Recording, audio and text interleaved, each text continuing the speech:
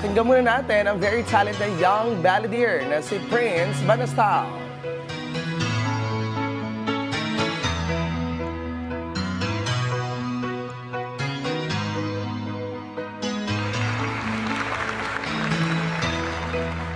Just a small town girl living in a lonely world. She took the midnight train going anywhere. Just a city boy burning raisins on the Troy. She took the midnight train going anywhere.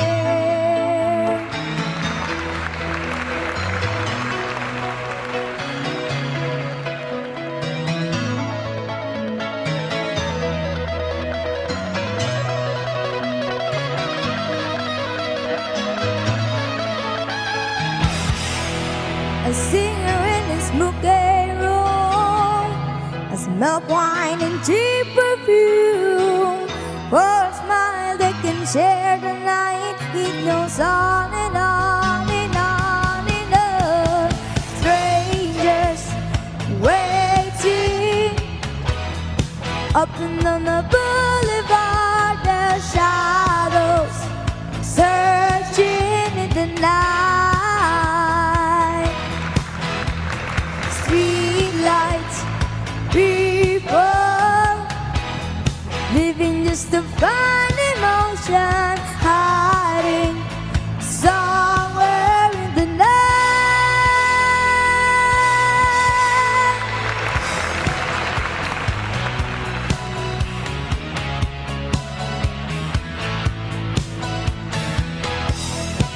Want to get my feel.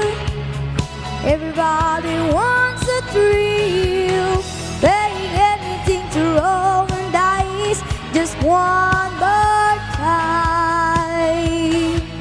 Some will win, some will lose. Some are born to sing the blues. Although we never end, it goes on and on and on and on. Strangers waiting up and down the boulevard, the shadows searching in the night. Street lights, people living just to find emotion, hiding somewhere in the night.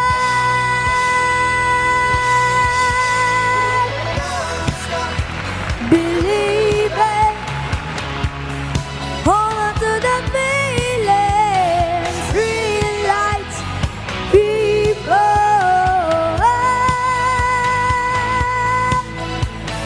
don't stop believing.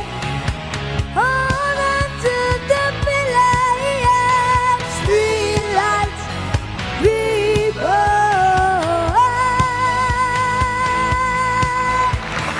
don't stop believing. Hold on to the feeling. Street lights, people,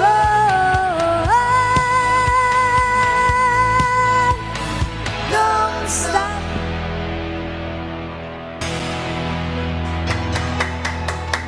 Hey, ang galing-galing mo naman kumanta. Pero ngayon, Audrey, may pagkwentuhan naman tayo sa ating performer na at a very young age ay nakagawa na ng kanyang pangalan sa industriya ng musika. Let us all welcome the very talented young balladeer, Prince Banastao. Good morning. Good morning. Morning po. Okay, Prince, ano ang inspirasyon na nagtulak sa'yo upang simulan ang inyong karera dito sa pagiging singer? Bakit mo pinili maging isang balladeer? Para po sa mga... Sige, lapit mo. Yan. Sige. Yan. Yan. Okay, paano mo na realize na gusto mo maging isang singer at isang balladeer? Dati po kasi nakikinig po ako sa mga radyo po nung bata pa po ako. Yan po Hindi, yung bata ka pa pantulog rin ko. ngayon. Oo nga, yun yung tatanungin ko, ilang taong ka nung mga panahon na yon? 5 po. Ngayon, Ilan taong ka na ngayon? 11 po. Okay, 11. alright. Para So, malinaw. dati, nakikinig ka lang sa radio, Sa tapos radio. ginagaya mo siya. Opo. Tapos napapakanta ka na rin. Opo. Ngayon, paano na-discover to ng mga parents mo? Nung simula po nung nagbibideo po kami, nakikisabay po ako. Okay. Alam mo bang magaling kang kumanta nun? Or alam mo lang gusto mong kumanta? Alam ko lang po kumanta. Ah, Alam mo galing lang ano. Okay, saan ka unang sinabak ng parents mo? Siyempre, dahil bata ka pa, yung guardians mo, yung magulang mo, sila yung nasa likuran mo eh. Saan ka unang isinaling contest? Meron bang ganon? Wala pa po. Wala. Wala Sa mga pa. school. Pinakanta ka na sa school? So, Meron na rin po. So yung pinaka-recent mo was yung sa The Voice nga, di ba? Kasi kumanta ka doon eh. Ano yung kinanta mo doon? Malayo pang umaga po. Wow! Okay, ano yung favorite na, anong kinanta mo doon?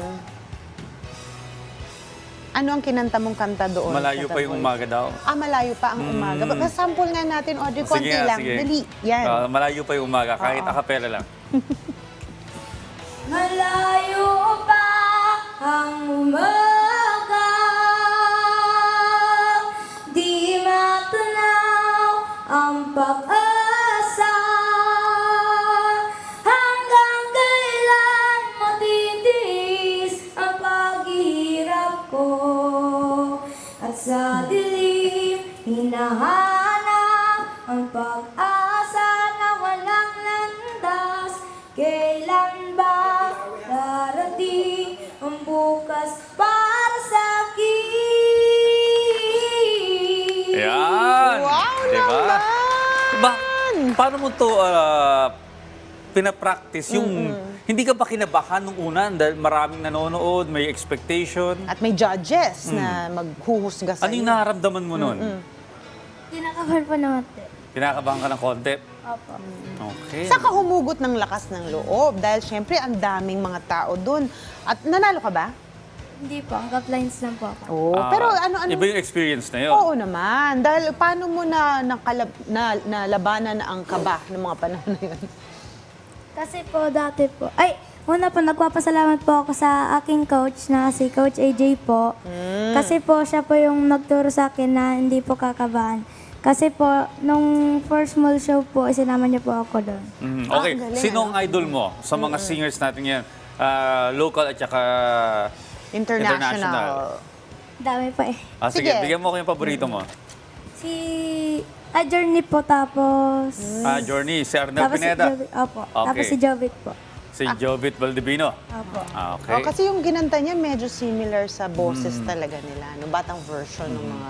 May future plans ka pa? May iba ka pang sasalihan balang sa mga susunod na panahon? Wala pa.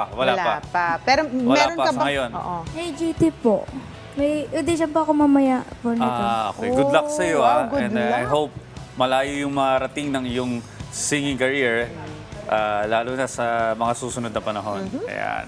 Napaka-talent mong bata, hoping for more success sa batang ito at sana yung kanyang kinabukasan sa sining na pagkanta maging fruitful. Ayan. Yes, kaya thank you so much sa pagbisita sa amin, Prince Banastao. Thank you po.